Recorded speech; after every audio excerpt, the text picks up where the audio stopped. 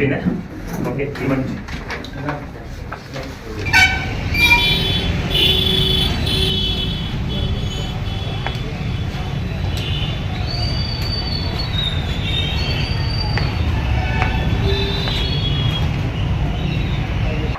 నాకు తీరండి ఒకసారి విజువల్ తీసుకున్నాం తీసినా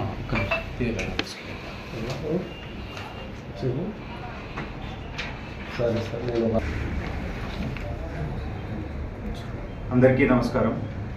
నంద్యాల జిల్లా ఎస్పీ శ్రీ అధిరాజ్ సింగ్ రాణా గారి ఆదేశాల మేరకు ఆలగడ్డ సబ్ డివిజన్ పరిధిలోని కోయిలకుంట్ల సర్కిల్లో మనం క్రికెట్ బెట్టింగ్ రైడ్స్ కండక్ట్ చేయడం జరిగింది.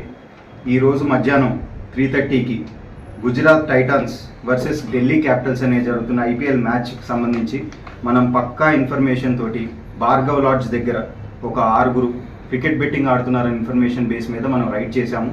వీళ్ళ 6 లైవ్లో మనం పట్టుకున్న తర్వాత వీళ్ళ దగ్గర నుంచి ఒక 4,10,000 రూపీస్ క్యాష్ మరియు ఒక 7 మొబైల్స్ని ఈరోజు మనం సీజ్ చేశాము. అలాగే వీళ్ళపైన గేమింగ్ యాక్ట్ సెక్షన్స్తో పాటు కొత్తగా BNS చట్టంలోని ఆర్గనైజ్డ్ క్రైమ్ సెక్షన్స్ కూడా మనము దీంట్లో పెట్టడం జరిగింది. అయితే ఇన్వెస్టిగేషన్లో మనకు తెలిసిన ఫ్యాక్ట్స్ ఏంటంటే వీళ్ళు ఫిజికల్గా మనీతో పాటు కొన్ని క్రికెట్ బెట్టింగ్ యాప్స్ యూజ్ చేసి ఈ బెట్టింగ్ అనేది చేయడం జరుగుతుంది. మా దర్యాప్తులో ఒక 2 బెట్టింగ్ యాప్స్ వీళ్ళు యూజ్ చేస్తున్నారని తెలిసింది.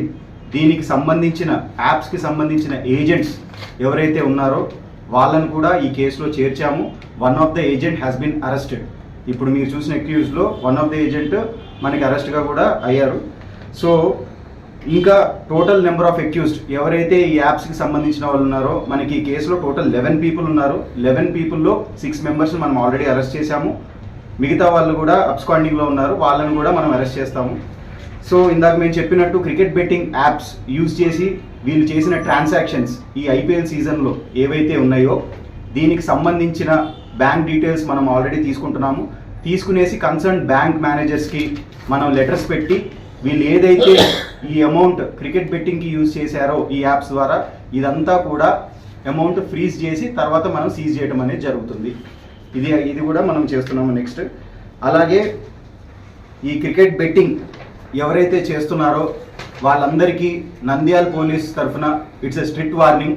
మీరు యాప్స్ యూజ్ చేసినా వెబ్సైట్స్ యూజ్ చేసినా మేము IP అడ్రస్ ద్వారా కానీ మీరు ఏమన్నా మాస్క్ చేసినా కానీ IP అడ్రస్ మేము పట్టుకుంటాము.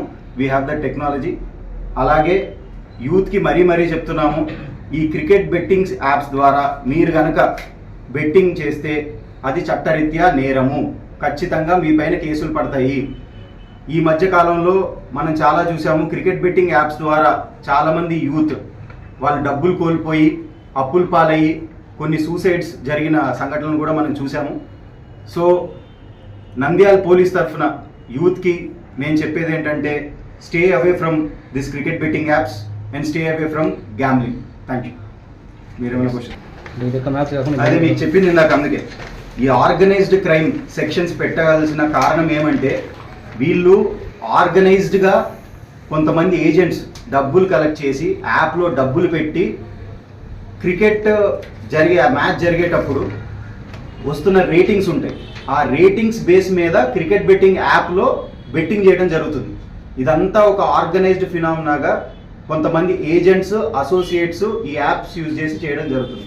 అందుకే మనం BNS చట్టంలోని దిస్ ఆర్గనైజ్డ్ క్రైమ్ సెక్షన్స్ అనేది పెట్టడం జరిగింది. మీరు అన్నట్టు IPL సీజన్లో చేసిన ట్రాన్సాక్షన్స్ ఏవైతే ఉన్నాయో అవన్నీ వీళ్ళు యాప్ ద్వారా చేసిన ట్రాన్సాక్షన్స్ అన్నీ కూడా మనం తీసి కన్సర్న్ బ్యాంక్ మేనేజర్కి లెటర్ పెట్టి అవన్నీ కూడా ఫ్రీజ్ చేయడం జరుగుతుంది. సార్ ఆఫ్లైన్లో చేసేది సార్, ఆఫ్లైన్లో చేస్తాను సార్ బెట్టింగ్, దాని మీద ఏమైనా దృష్టి పెట్టినారు సార్? ఈ మధ్య మీకు తెలిసిందే most of the crime has been turn from physical to digital. Even ఆఫ్లైన్లో డబ్బులు తీసుకున్నా ఆ డబ్బులు యాప్ ద్వారా వీళ్ళు లోపలేసి ట్రాన్సాక్షన్స్ చేస్తున్నారు. లేదా రెండో పద్ధతి ఏంటంటే ఇందాక మీకు చెప్పినట్టు క్రికెట్ బెట్టింగ్ యాప్లో రేటింగ్స్ చూపిస్తారు, ఆ రేటింగ్స్ బేస్ మీద ఫిజికల్గా కూడా బెట్టింగ్స్ వేసుకోవడం జరుగుతుంది. అలా చేస్తున్నామో అంటే మనం కూడా ఇప్పుడు కలెక్ట్ చేసాం one of the thing. So ఫిజికల్గా జరుగుతుంది, అదే కాక లోపల యాప్ ద్వారా కూడా ట్రాన్సాక్షన్స్ జరుగుతాయి. The only thing is cricket betting యాప్లో వచ్చే రేటింగ్స్ బేస్ మీద ఈ బెట్టింగ్ జరుగుతాయి. ట్రాన్సాక్షన్స్ యాప్ ద్వారా జరుగుతాయి, ఫిజికల్గా కూడా జరుగుతాయి. కొంతమంది ఈ యాప్ పీపుల్ ఎవరైతే ఉన్నారో మేజర్ పీపుల్ వాళ్ళు నాన్ లోకల్స్ కూడా ఉన్నారు. ఇంకా దర్యాప్తులో మనకు తెలుస్తుంది డీటెయిల్స్. యాప్ ఏజెన్సీ సార్ ఒకరైనా సార్ పట్టుబడింది. ఏంటండి యాప్ ఏజెన్సీలో ఒకరైనా సార్ పట్టుబడింది.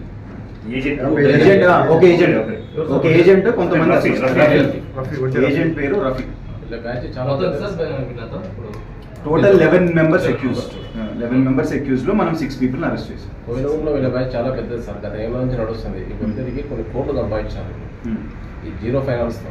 ఓకే, సో దానికి సంబంధించే మనం ఈ రేట్స్ అన్ని కండక్ట్ చేస్తున్నాము.